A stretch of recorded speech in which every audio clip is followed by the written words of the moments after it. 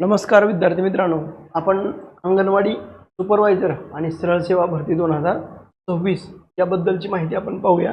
यामध्ये लक्षात ठेवा की 8,869 महिला व बालविकास विभागांतर्गत एकूण मंजूर पद आहेत। जवळजवळ 23 वर्षानंतर ही परीक्षा आहे। मग त्यामध्ये लक्षात ठेवा की आजच हे 4 महिन्याचा कालावधी आहे, अभ्यासक्रम आहे।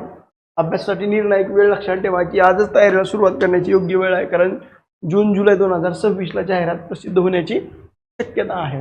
नोव्हेंबर अखेर ही परीक्षा ही अपेक्षित आहे, त्यामुळे आजच तुम्ही तयारीला केल्यावर जाहिरात आल्यावर फक्त रिव्हिजन आणि टेस्ट सिरीजसाठी वेळ मिळतो। त्यामुळे फक्त महिला आणि मुलींसाठीची ही परीक्षा आहे।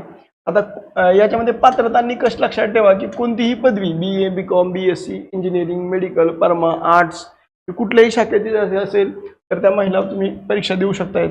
कोणत्याही विद्यापीठाची म्हणजे महाराष्ट्रातल्या कोणत्याही विद्यापीठातून उत्तीर्ण झालेले असतील। त्याच्यानंतर मुक्त विद्यापीठाची देखील डिग्री ही ग्राह्य धरली जाईल। फॉर्म भरताना मात्र डिग्री सर्टिफिकेट असण्याची गरज नाही, परंतु प्रोव्हिजनल सर्टिफिकेट जरी असेल तरी चालेल। मूळ कागदपत्र अंतिम निवडीनंतर डॉक्युमेंट व्हेरिफिकेशन हे लागेल। सर्वात महत्त्वाचं लक्षात ठेवा की वयोमर्यादा एज लिमिट कोणाला आहे तर खुला प्रवर्ग जर असेल तर 38 वर्ष, राखीव प्रवर्ग असेल तर 43 वर्ष, दिव्यांग आणि अनाथ असेल तर ते 45 वर्ष। त्याच्यानंतर अंशकालीन प्रकल्पग्रस्त आणि भूकंपग्रस्तासाठी वयोमर्यादेत विशिष्ट अशा पद्धतीच्या सवलती ह्या लागू आहेत। आता परीक्षेचं स्वरूप लक्षात ठेवा, एकूण प्रश्न किती आहेत 100 आहेत, गुण किती आहेत 100 प्रश्न 200 गुण, आणि वेळ किती आहे तर ते 90 मिनिट म्हणजे साधारणतः 1.5 तास हा वेळ आहे। परीक्षा ही कशी आहे तर प्रत्येक जिल्ह्याच्या जागा परीक्षा केंद्र त्याच जिल्ह्यात असतील, दुसरीकडे जाण्याची गरज नाही, हा एक भाग लक्षात ठेवा। आता अभ्यासक्रमाचे मुख्य 7 पिलर कोणकोणते आहेत लक्षात ठेवा। पहिला आहे भाषा, दुसरा आहे सामान्य ज्ञान, तिसरा आहे गणित बुद्धिमत्ता आणि तांत्रिक विषय। हे 4 भाग आपल्याला उल्लेख करता येईल। आता याच्यामध्ये लक्षात ठेवा की भाषांमध्ये मराठी व्याकरण आणि इंग्रजी व्याकरणाचा अभ्यास आहे। सामान्य ज्ञानामध्ये इतिहास, भूगोल, राज्यघटना, पंचायत राज, अर्थशास्त्र, विज्ञान आणि चालू घडामोडी हे तुम्हाला लक्षात ठेवायचे आहे। गणित बुद्धिमत्तेमध्ये 5वी ते 10वीच्या बेसिकवर आधारित आहे। तांत्रिकमध्ये लक्षात ठेवा ICDS एकात्मिक बालविकास सेवा, पोषण अभियान आणि संगणक ज्ञान। म्हणजे तांत्रिक ज्ञानाच्या संदर्भाबद्दल लक्षात ठेवा की ICDS ची याची जी वेबसाईट आहे त्या वेबसाईटवर तुम्हाला सगळे कायदे हे डिटेल तुम्हाला त्याच्यावर मिळतील, हे एक आपल्याला सांगता येईल। दुसरा यशाचं सूत्र लक्षात ठेवा की 90 मिनिटात 100 प्रश्न सोडवण्यासाठी फक्त वाचन पुरेसं नाही तर स्मार्ट ट्रिक्स आणि योग्य मार्गदर्शनाची गरज आहे। त्यामुळे हे 100 प्रश्न 90 मिनिटांमध्ये हे तुम्हाला सोडवायचे आहेत।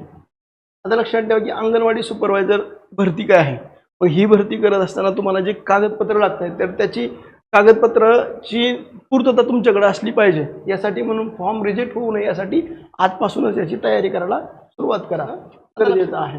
आता तुम्ही कोणत्या परीक्षेसाठी पात्र आहेत, सरळ सेवा भरती का अंतर्गत भरती? आता लक्षात ठेवा अंतर्गत भरती म्हणजे कोण देऊ शकतं तर सध्या कार्यरत अंगणवाडी सेविका आणि मदतनीस जे आहेत तर त्या अंतर्गत परीक्षा देऊ शकतात।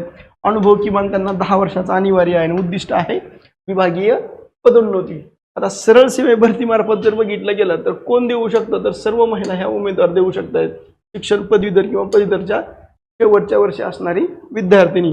अनुभव कोणताही अनुभव आवश्यक नाही, जाहिरातीनुसार तुम्हाला अंदाजित जागा ह्या दिसून येतील। आता शैक्षणिक कागदपत्रामध्ये लक्षात ठेवा की 10वीचं प्रमाणपत्र यात मराठी भाषेचा विषय असल्याचा स्पष्ट उल्लेख हा असणं आवश्यक आहे।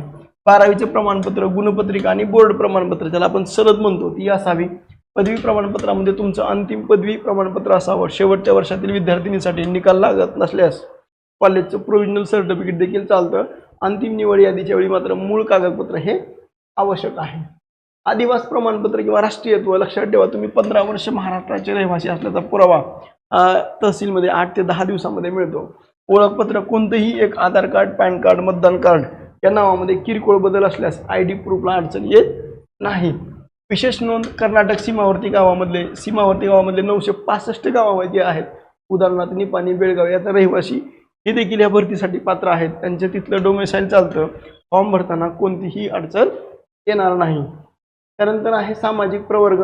SC ST प्रवर्गासाठी तुम्हाला नॉन क्रिमिनलची आवश्यकता नाही, पण जर तुम्ही OBC BC EWS SEBC असाल तर नॉन क्रिमिनलचं प्रमाणपत्र हे काय आहे अनिवार्य आहे। आणि हे तलाठी महासेवा केंद्र 15 ते 20 दिवसांमध्ये मिळतं।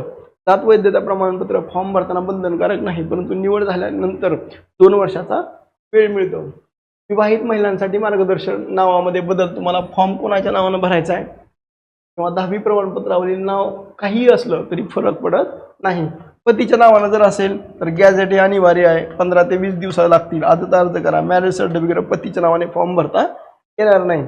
विवाह नोंदणी प्रमाणपत्र हे अनिवार्य आहे. लग्नाच्या नावात बदल झाल्यास पुरावा म्हणून हे म्हणजे विवाह नोंदणी हे अनिवार्य आहे. त्याच्यानंतर नेक्स्ट आहे अतिरिक्त आणि विशेष प्रमाणपत्र. संगणक अर्हत म्हणजे MSCIT, MS ऑफिस किंवा टॅलीचं प्रमाणपत्र फॉर्म भरताना जरी नसेल तरी डॉक्युमेंट व्हेरिफिकेशनला हे लागतं.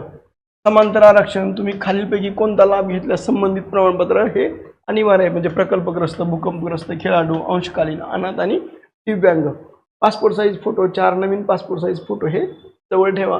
कागदपत्रासाठी धावपळ करू नका. ही प्रमाणपत्र नवीन काढायची आवश्यकता नाही. म्हणजे कोणतं? लहान कुटुंबाचं प्रमाणपत्र आणि चारित्र्याचा दाखला. यामध्ये लक्षात ठेवा की काय असतं, ही दोन्ही प्रमाणपत्र अधिकृत जाहिरात आली की त्याच्या शेवटी दिलेलं असतं PDF मध्ये. त्याची प्रिंट काढायची आणि माहिती भरायची. अपत्य आणि त्यांचा जन्मदिनांक स्कॅन करून हे फॉर्म सोबत हे काय करायचं, अपलोड करायचं. अगर बघितलं गेलं की गॅझेट असेल तर 20 ते 25 दिवस हे मिळण्यासाठी लागत आहेत. नॉन क्रिमिनल 15 ते 20 दिवस. हे तलाठी कार्यालयातून उत्पन्नाचा दाखला काढून हे महासेवा केंद्रामध्ये द्या. डोमेसाईल आणि मॅरेज सर्टिफिकेट असेल ते 8 ते 10 दिवस हे लागतं. चेकलिस्ट लक्षात ठेवा. याचा स्क्रीनशॉटच तुम्ही काढून ठेवा. यामध्ये लक्षात ठेवा की 10वीचं प्रमाणपत्र, यामध्ये मराठी विषयाचा उल्लेख असावा. 12वीचं प्रमाणपत्र आणि त्यानुसार जी सनद आहे तर ती असावी. पदवी प्रमाणपत्र, आधार, पॅन, वोटर ID, डोमेसाईल 15 वर्ष रहिवासी असल्याचा पुरावा. जातीचं प्रमाणपत्र, नॉन क्रिमिलियर, गॅझेट पतीच्या नावाने किंवा विवाह नोंदणी, MSCIT प्रमाणपत्र, समांतर आरक्षण प्रमाणपत्र आणि 4 पासपोर्ट साईज फोटो हे असावे. विद्यार्थी मित्रांनो, तुम्हाला जर हा व्हिडिओ आवडला तर तुम्ही लाईक करा, शेअर करा आणि सबस्क्राईब करायला विसरू नका. थँक्यू.